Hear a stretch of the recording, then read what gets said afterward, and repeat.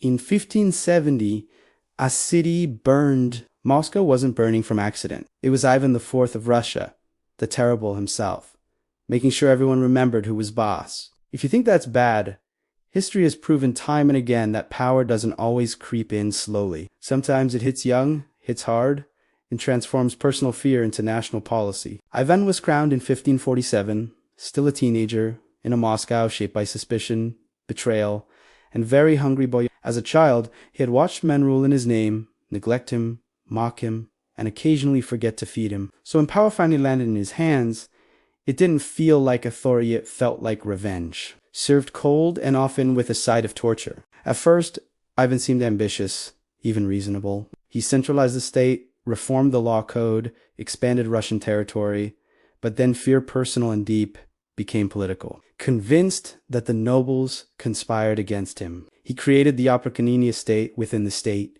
enforced by black-clad riders who answered only to the... They confiscated land, executed enemies, and reminded everyone that loyalty wasn't optional. Thousands died, homes were burned, rivers ran ice, and Ivan apparently thought he was just clearing up a few trust issues.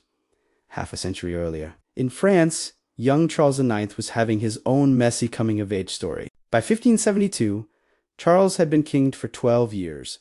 And like Ivan, his youth didn't prepare him for ruling in a country on the edge. Religious tension boiled between Catholics and Huguenots. Charles, under the careful guidance of his mother Catherine de' Medici, decided to host what was meant to be a unifying wedding. Instead, it turned into the St. Bartholomew's Day massacre, where thousands of Huguenots were killed in Paris alone. Charles was only 22, and yes, he actually thought orchestrating a massacre might be a good political move. Spoiler, it wasn't.